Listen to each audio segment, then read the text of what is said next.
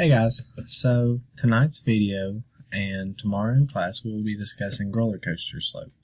And what this video will do is it will just give us a recap on what slope is, what the three different ways we can find it are, and then we'll conclude it by saying, okay, so how does slope and roller coaster design come together?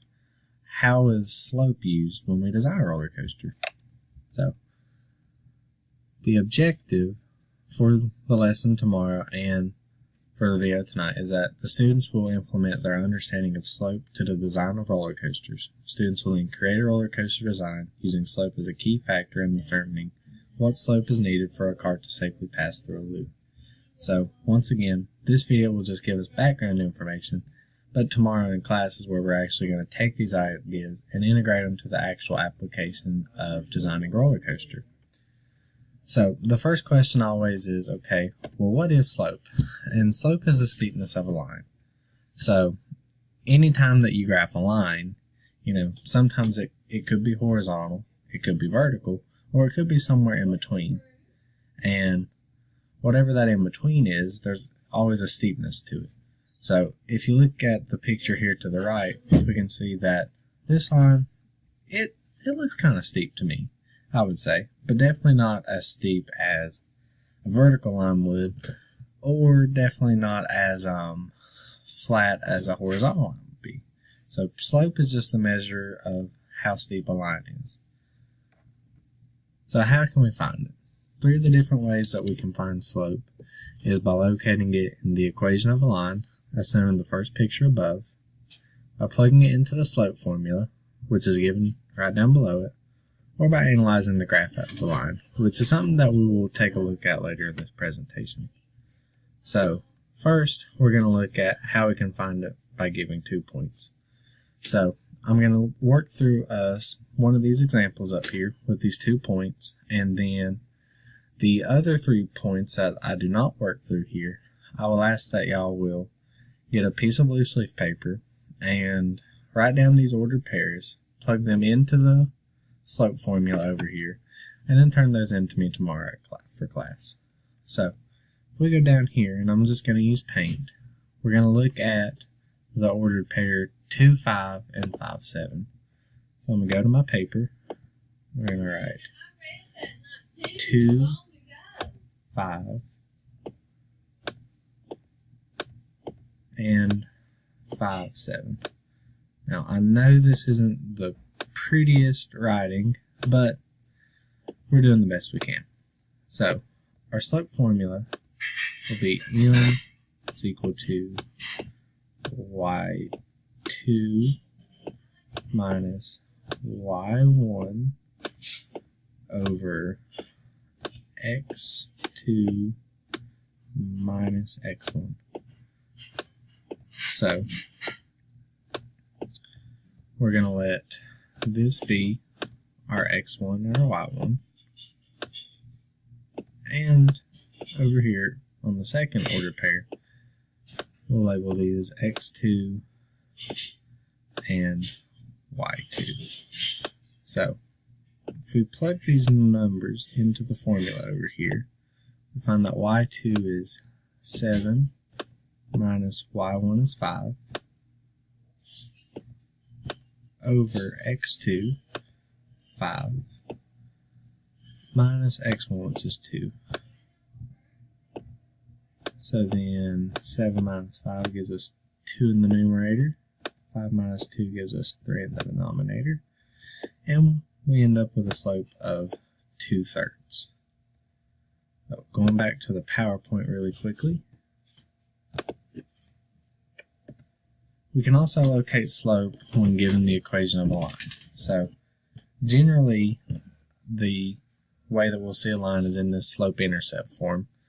Y equals mx plus b, with b being the y-intercept, and mx being the part that we can find the slope from. X is just the variable, so the number in front of the x that's being multiplied by x, the coefficient, that's going to give us the slope. So if you look at the two examples we have below, y equals 3x plus 5. Okay, the slope here is going to be 3 because that's the number that is being multiplied by x. Down below it we have y equals 5/2 x minus 2. Here the slope would be 5/2 because that's the number being multiplied by x. Now, we finally look at how to find slope by analyzing the graph of a line. So, to find the slope of a line from a graph, we look at how the graph changes in terms of rise over run. So to do so, we have to pick 2 points from the graph to plug into our slope formula. So from this graph, we can choose the points -2, 0 and -4, 2. So then when we plug these numbers into our slope formula, we have -2 minus 0 over -4 minus a -2. Once we plug these in and simplify it down, we find that we have a slope of -1, meaning that as we decrease vertically by 1, so we go down 1, we're also going to run to the right 1 in the positive direction. So here also, these are two other graphs that I would like for you to pick 2 points from, plug them into the slope formula, and write those on your sheet of loose leaf paper with the other problems that we did earlier. Please do so and turn these in to me tomorrow for class. Now, how does all this relate to roller coaster design? Well, roller coaster designers use slope to help them design roller coasters that are safe, fast, and fun. If the slope on a roller coaster were too steep, then it would go too fast and could be unsafe. However, if the slope were too small, then it would be slow and boring. So if you look to the right, I've kind of tried to draw a graph that will show this roller coaster on a grid line. So if we was to treat the middle green lines as our x and y axis, then we could look at the roller coaster and we could find a few intersection points. We could label these and we could be able to determine the slope. Roller coaster designers would take a very similar approach as they design their own coasters. So this slide just says exactly what I was saying, that if we put grid lines on a picture of a roller coaster from a side view, then we're able to find 2 points on the graph and calculate the slope of a roller coaster.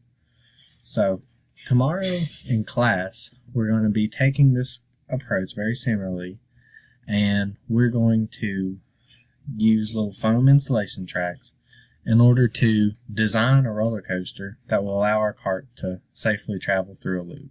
Because if you think about it, if say you didn't have enough speed and you got halfway through a loop, then the cart may fall. And if this was an actual roller coaster with people in it, that's going to be some serious problems, some serious damage. So tomorrow what we're going to be doing, we're going to be making a model with marbles and with a foam track, and we will be trying to determine what the minimum slope is required to get this roller coaster cart, this marble, to go through the loop safely. So please review this video as needed and work through the examples that were shown throughout this PowerPoint and bring those to class tomorrow. We're going to start class by pairing up and just checking each other's answer before we get into the actual experimentation. Thank you very much, and we shall see you tomorrow.